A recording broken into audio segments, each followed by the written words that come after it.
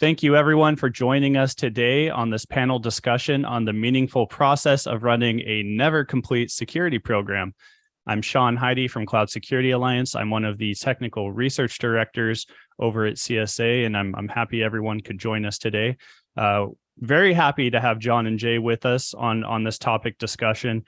You know, today we're going to talk about dissecting how cloud has really impacted the industry and created a new set of risks, and as well as how to best manage those risks moving forward. You know, where do I begin? How do I start? If alert fatigue becomes a thing with new tech, how do we apply ourselves to learning from those things? And then we're going to send it over for discussion on best practices, applying controls and experiences, obviously from John and Jay, on what they have seen and strategizing for an overall future on addressing risks in cloud and what it means to your enterprise. And so quickly, I'll let our guests introduce themselves. Jay, why don't we start with you? A quick background on yourself. Hello, and thank you for having me on. So Jay Tilson, Director of Strategy at Axis. We are an SSE vendor, soon to be a SASE vendor if you've looked in the news recently. My background really is on the customer side. So I spent 25 plus years of my career looking after kind of infrastructure teams, network teams, dealing with things like mergers and acquisitions from the IT point of view. And really did that kind of stuff before transitioning over to work on the vendor side for Axis. Yeah, and I'm John. Yeah, thank you. Sean, thanks for having us in the CSA as well. John Spiegel, I've got 20 years of experience, a very similar background to Jay, come from the customer side, ran infrastructure at a global Pac Northwest retailer, and primary background was in networking. So did a lot of work in the networking space, primarily with software-defined networking, software-defined WAN, did some advisory for several startups in that space, and then decided to move over to the vendor side with Axis Security. Similar role with Jay.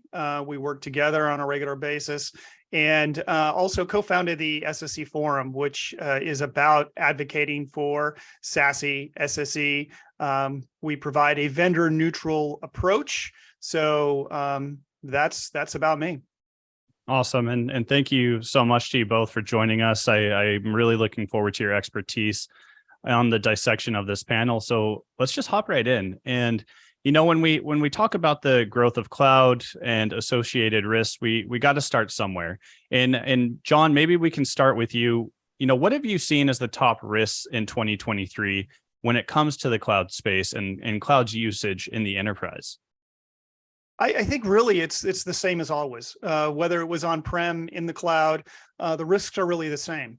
The bad actors are out there. They're looking to get credentials. They're looking to infiltrate. They're looking to explore, target your network. In 2023, we've seen the top risks really be MFA. It came out, whether it was in the vendor space with Cisco, there were several others out there, but MFA has become a target. The whole idea around it is social engineering. So you do have this thing called SIM swapping. So as much as you think MFA is, kind of a lot of people treat it as the method to secure your cloud assets and secure identity, there are ways around it. And Scattered Spider was another example of this that in a CrowdStrike report. So my thought here is really we need to get to a layered approach, move away from MFA as the silver bullet to solve everything, and go to more of a risk-based approach in terms of authentication. So looking at multiple factors, location, device state, the type of request, the time of day, going down deeper and further into that identification, and really get down to, is this person really who they are? So, risks are the same as always. Thank you so much for that, John. Jay, I mean, comments on that. What have you seen? Has it been the same? Is there anything different? No, I mean, I think cloud risks have pretty much been the same since kind of day one. I mean, you've got, for me, it's kind of putting all your eggs in one basket when you start moving out to the cloud. So we used to be able to protect our own environments. But as we obviously move out to the cloud, and people join into those clouds become a lot more of a bigger target. So that was always kind of a risk for me, is okay, if I put all of my stuff in any of the clouds, I won't name one, but any of the clouds, and then they get compromised, what happens with that? You've also got compliance and regulation points of view with cloud. You've got the situation where they're different in countries and regions. So how do you deal with that? How do you deal with if you're putting something in the cloud in the UK, for instance, GDPR and all those kind of stuff?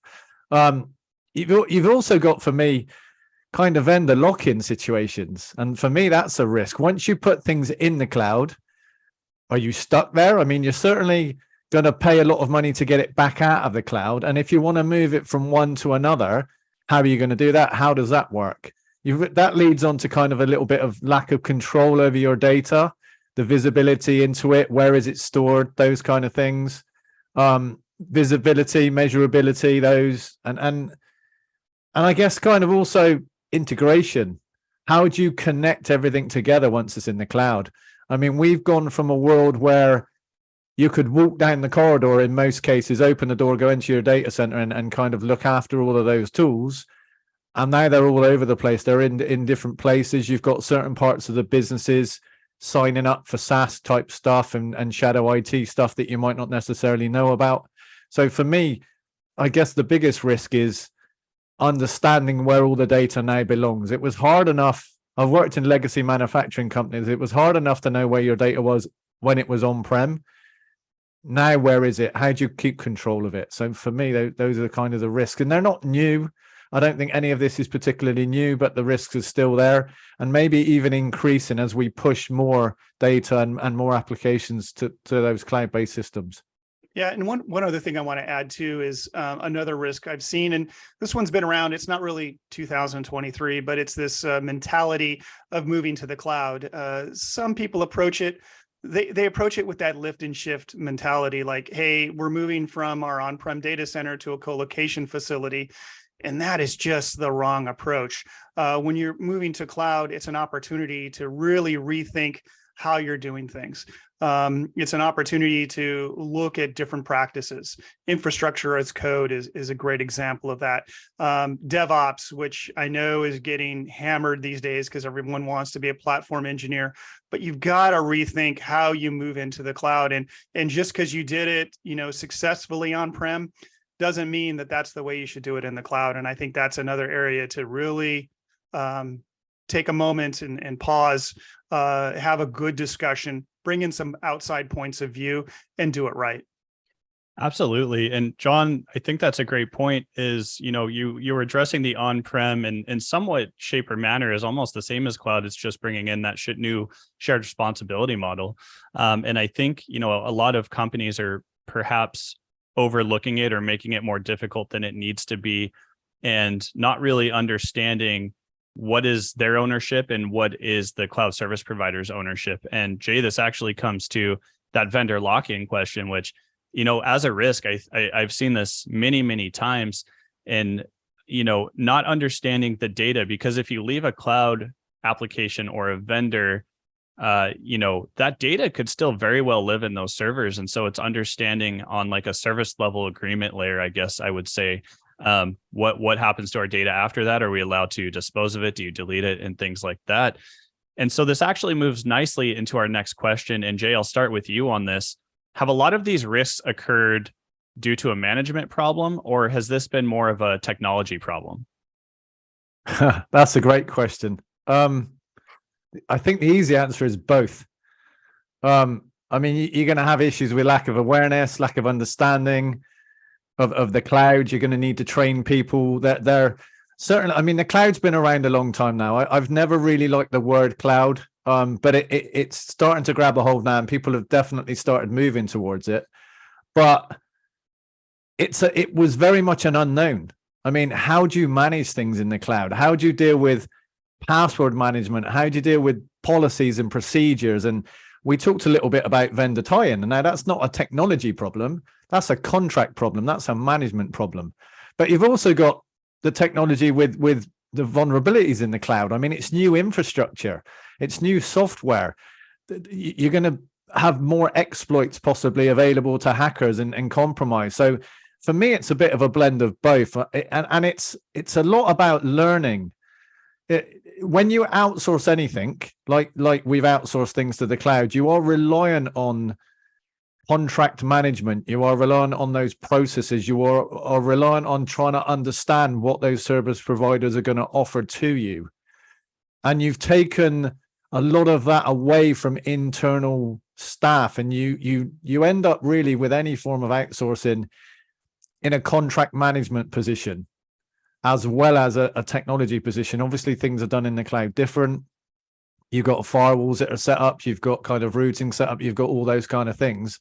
So to go back to your original question, it's definitely both. And I think it's a problem that we're going to have to deal with in not only leveling up people from a technology point of view, but leveling up people to understand what they're actually signing up from a management point of view.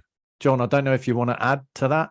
Yeah, I mean, let me tackle the management question first. There's this classic dilemma that management has to deal with, and that is, do I pay down my technical debt, or do I go forward with revenue generating projects? And this is a fine balance between the two, because either side is sort of right. And you see this in cloud, and it's the same thing. Do I invest in this new product, this new space, or do I go back and fix all the things I did wrong when I went into cloud, or even if it's on-prem? And oftentimes the decision comes down to, because the business wants to make money at the end of the day, they're willing to accept the risks of the technical debt and move forward with that new project. The challenge is that in terms of security, the vendors in this space are offering so many products out there. I mean, RSA is a great example of this. I don't know if you've attended this one or not, but generally when you go to Moscone Hall, where RSA traditionally is in San Francisco held, if you go there for, say, VMworld, it's one hall of solutions. Cisco Live, same thing, one hall of solutions. You go to RSA, it's two halls. It is overwhelming, the number of products, the number of vendors, the number of pitches you're getting. And every vendor is like, hey, our product's a silver bullet. If you use this product, it will solve your problems. And that's just not the case. So many of these people that are in the leadership roles are just, they're in a wash of products. And I think it'll get to something that we're going to be talking about. It gets down to strategy. What is your strategy for cloud? What is your strategy for security? And how do you align that, as opposed to, picking a product that supposedly is a silver bullet?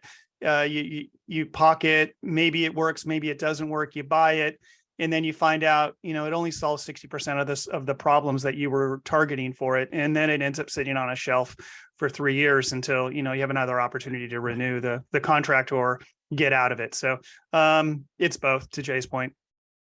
Yeah. Is there a point where, because you talked about, John, where do you move back as a business and take a look at where you started security, or do I buy new tech? Is there a middle ground where you actually need new tech to go back and kind of something to help reorganize all of that chaos from the beginning? I think I go back to strategy. If you don't know where you're at, if you don't know where you're going, you're lost. It's like being in a forest without a map, or, as we know now, GPS guidance. That's where you're at. So you really need to think about the strategy. And that's why Jay and I talk a lot about zero trust and what it means, and why it's so important to take a step back, look at, securing your assets. What are the crown jewels? And then pivoting, to your strategy, and then starting to pick solutions that align with that strategy. I personally think you can't start any journey unless you know where you are, because how do you look at the map? How do you plan what direction to go in? If you haven't got your point of origin, you're just going to walk around in circles. So really you need to locate where you are, have a look around, be familiar with your environment, understand it before you can take the first step. Otherwise, you are literally just going to be lost. Absolutely. And, for me, this comes back to a lot of standards and controls that exist that actually kind of help guide that, right? Because one of the first or second things in any environment that they recommend is inventory. And to me, that's kind of your base layer how do I find out what I even have in my environment, whether it's cloud, whether it's hardware? It's kind of one of those starting points, which I think reflects really well to what you guys are saying. And Yeah. so I want to move into this next question, which I think ties in nicely. Has cloud changed the acceptance of the terms mitigate, accept, or avoiding the risk, and as a standard practice? Has it changed that? And Jay, maybe I'll start with you on that one. Another great question. So I think though, as a standard practice, it still remains relevant, right? I mean, cloud computing has introduced new considerations and for my mind, new opportunities to manage that risk. Organizations need to adopt to kind of a more flexible and dynamic approach to risk management. I think cloud has also introduced new risks. I mean, you've got the risk of data breaches, you've got shared infrastructure that you now need to deal with, you've got different regulations, you've got the risk we talked about in regards to vendor lock-in. So I think you need to kind of reevaluate your risk strategies based on that. I also think organizations can deal with managing that risk differently. There's a wider range of security and risk management tools now available within these vendors. You've got things like vulnerability scanning, threat intelligence, continuous monitoring. You've got tools that didn't exist on a kind of current, like when we had the castle remote type scenarios.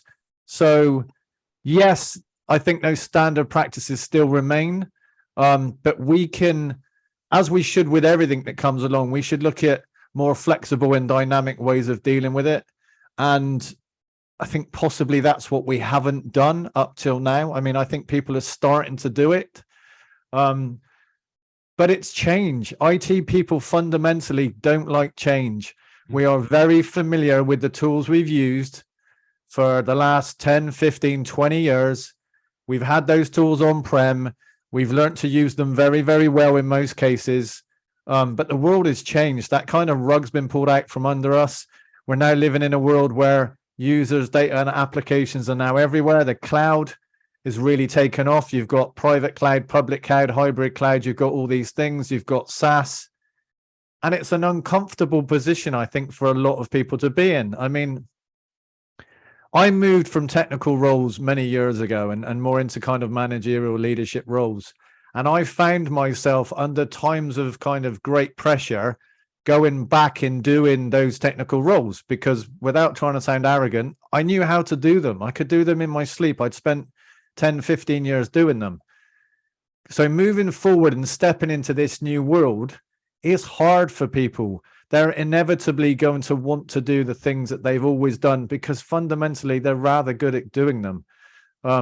So yes, things stay the same, but we need to kind of grab onto the future and take that step. John, I don't know what you think, if there's anything you want to add.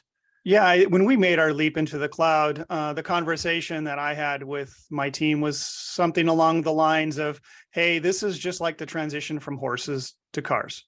So horses being your old, on-prem data center where your applications lived. You had, lots of CPU, lots of compute, lots of storage. Everything was plentiful. Cloud's very different.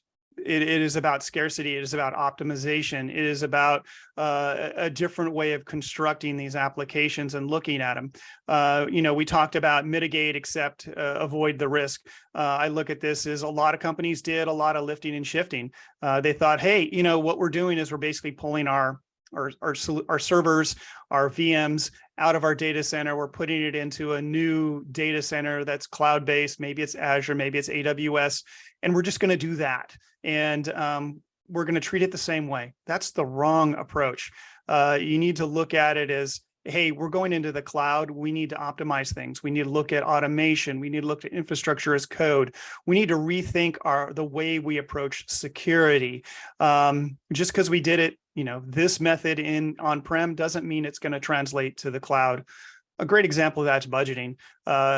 With your on-prem data center, you are primarily CapEx oriented. So you were buying equipment. It could be a big storage array. It could be, some network switches. Maybe it's a, compute blade, so on and so forth. And those items were depreciated over a period of 3 to 5 years, depending on what asset it was.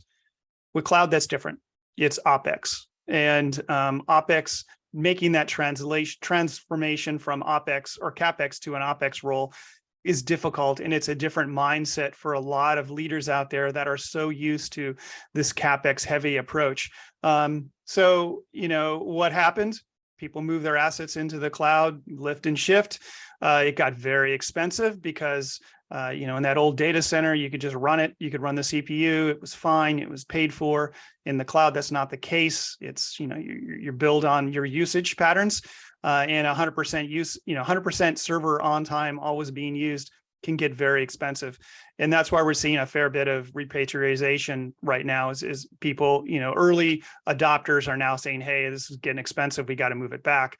So, and especially with some of the economic challenges we're seeing.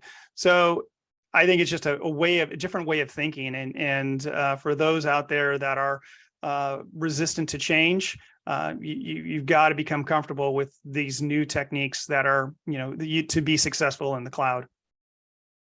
Yeah, and that's a great point. And, John, to kind of touch on that more, you mentioned treating it the same way as their original approach. So during the lift and shift phases when they're going from on-prem to cloud.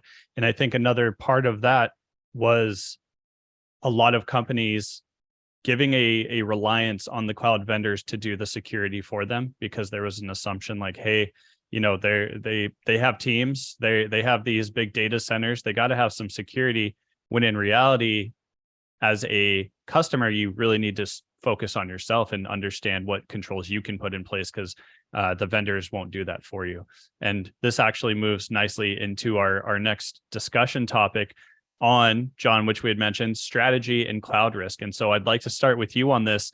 In your personal experience, what has become the most difficult thing when trying to strategize cloud risk? A lot of the same stuff. Unfortunately, I gave a long answer there of the difference between cloud and on-prem, but truthfully, it just translates over. It's about misconfigurations, permissions, MACD, visibility. So, in the past, those things were somewhat manageable, but as you spread these loads across the planet, it's not just about, in that data center. It's now, it's in the cloud. It could be an IaaS load in Azure. It could be, something running in AWS, an ML system in Google Cloud. And then you have these SaaS applications. And then this other challenge of shadow IT, and APIs. How do you secure an API? People are still trying to figure that out. And it's about, the real challenge, I think, is data. Data is now resident all over the planet, every nook and cranny of the internet. And how do you manage that spread of data? You have iCloud, you have, things that are sucking in data, Google Drive. How do you manage all of that? How do you get your fingers on that? Those are the types of risks that people are dealing with and still challenged with. And those are very different than when things were on-prem. Absolutely. Jay, I mean, what do you feel about strategy in cloud risk? And, have things become difficult? Have they become easier? I think it's really difficult. I mean, there's rapid pace of innovation in cloud. I think that's hard to assess those risks. You get new risks coming up all the time, so you need to keep considering them. You're going to have to constantly reassess those risks. There's also a lack of standardization across the clouds. And there's not many companies out there that haven't dipped their toe in all of them and deal with all of them. A lot of companies haven't just picked one to go into. So they've got their own unique security kind of tools. You've got risk management practices different across the cloud. And I think that really makes it quite difficult. I mean, like I said, you've got people that have taken on all of the clouds. You've got DevOps teams that might prefer one over the other. You've got your infrastructure teams that might prefer one over the other. You've also got the situation with multiple stakeholders. You've got the cloud providers themselves. You've got third-party vendors. You've got your internal teams. They historically had quite isolated roles. You could have those siloed kind of teams before. One of the things that I believe you need with the cloud is you need kind of a unicorn that has all those skill sets, because everything's so merged. Clouds really just come with the multiple layers. I mean, and that makes everything particularly difficult. So it's really hard, I think, to strategize. And For me, because the clouds are different, how do you pick which one to go to? Some are better than others at certain things. So like I said, you might have your DevOps team go one place. You might have your kind of email and stuff in a different place. You might have some infrastructure type stuff in one place, because that standardization is different. And as I said, they're innovating so fast. And I've read reports and talked to people where a cloud provider has actually introduced something new and it's changed the configuration and they've been put at risk, or things have stopped working because of those changes. And historically, we were in control of those changes. Most companies would have a kind of change review board, and you would be responsible for that, and you would evaluate that. In a lot of cases, some of the small print with the cloud providers they are responsible for these things to keep the platforms up.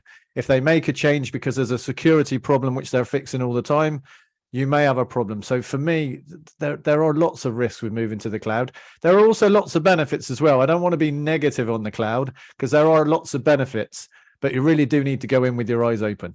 Yeah, Jay, I think you touched on something there. The challenge with silos and the challenge with responsibilities with an organization. For instance, you have an IT department that manages that, movement to the cloud. They pick a standard cloud. A lot of enterprises are going to pick Azure because, they're Microsoft shops. So that's the deemed, that's the approved cloud. Well, you have other organizations within a business. Perhaps it's your e-com team, and they don't report into IT or report into the CIO. They're running, maybe they're tied to sales or something of that sort.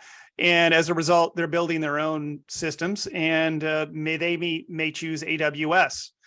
And so, even though your team is oriented, your security team is oriented toward Azure and using the Azure tools, you have this other organization that's, generating revenue that's using AWS. And what will happen is that at some point the CISO will go, hey, there's this other group over here. They're using AWS. Should I have responsibility for that? Should I be helping them? Should we be securing those assets? And sometimes it will come back due to the reporting structure is, oh, we don't have influence over those folks. They're kind of doing their own thing.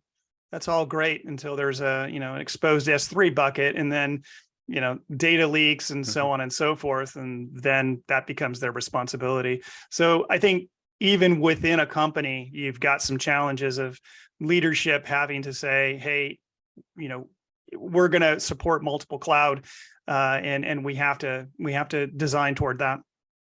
Yeah. And that's a great point, John, which actually can be combined with something that Jay had said on the unique tooling to every vendor, and every vendor kind of treats their security differently. And one of the main use cases I've seen of this recently is actually SAML authentication and SCIM provisioning in applications.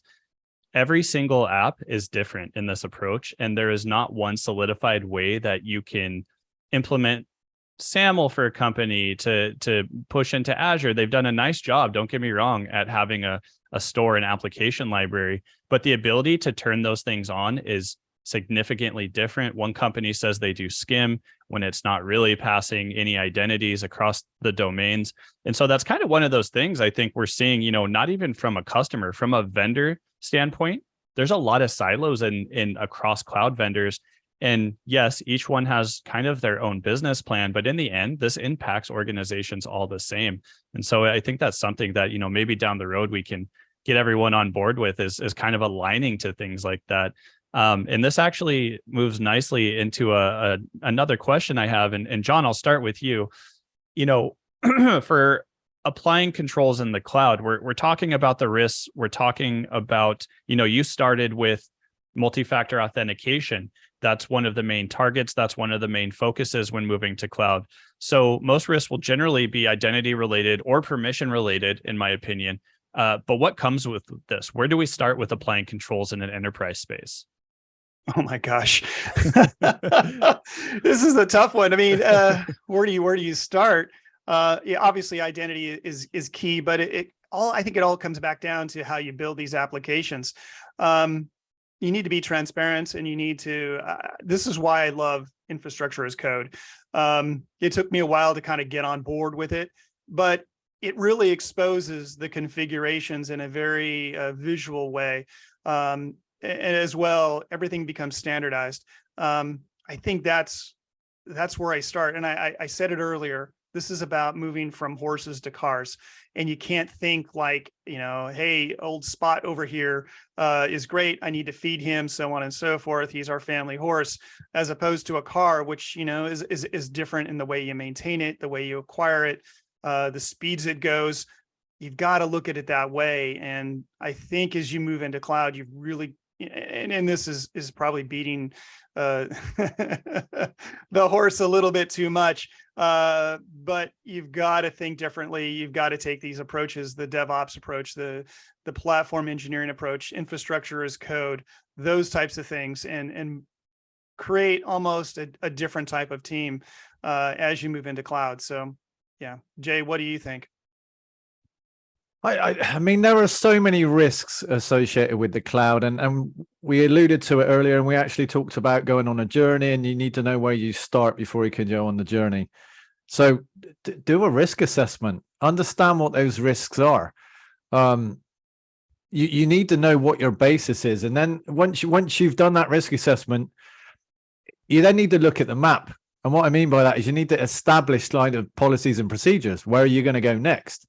For me, there are a lot of tools that exist in the cloud to help automate and monitor alerts and risks.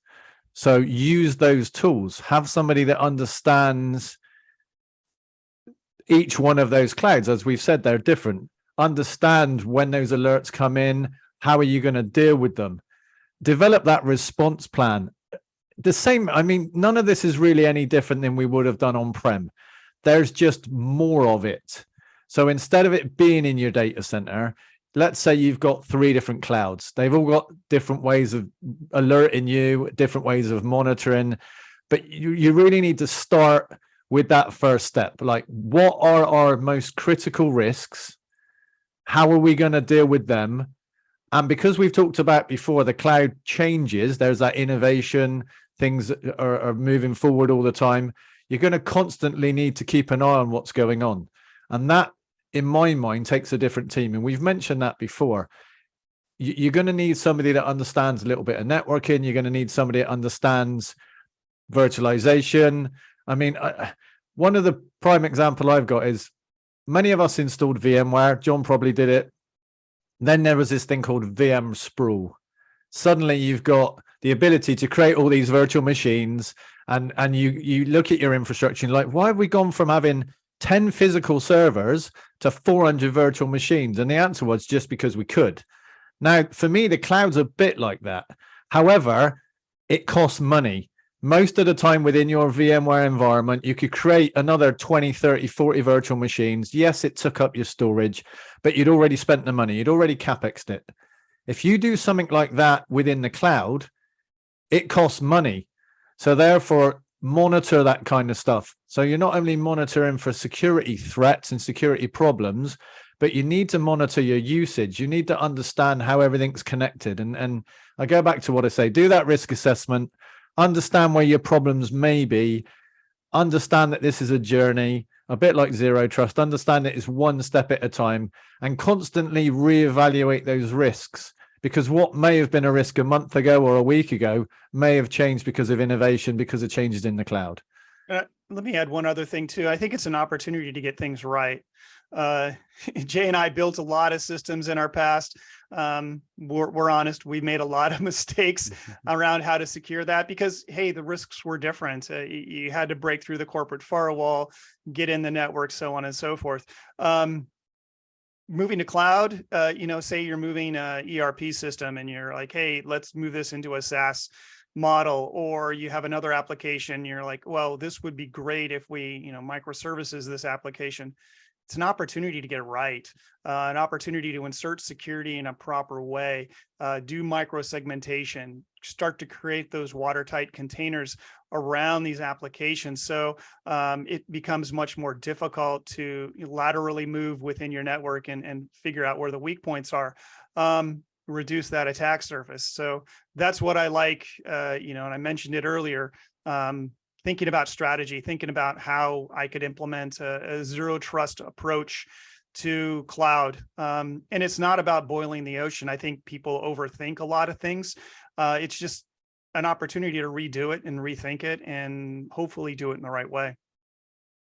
No, those are great points. And, we are getting towards the end of our panel. And so to lead into that on the topic of risk, not recreating things, I would like to hear what you guys have seen done that has been most successful in transitioning to something, to a program that's properly aligned in regards to risk in the cloud. What have you seen that's worked, that hasn't worked, or what needs to be improved on? And John, maybe we'll start with you on this one.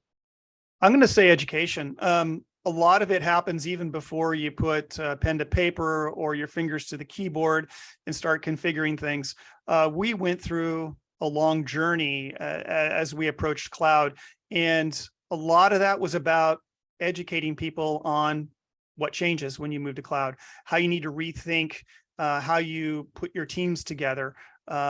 We read the great books, the Phoenix Project and its follow on, the Unicorn Project, I think it was.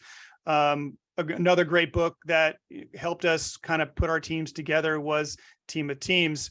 That was by Stanley McChrystal, which talked about their approach. Stanley McChrystal was a general in the U.S. military during Iraq, and he had to rethink how he formed his teams because of what the threat he was dealing with.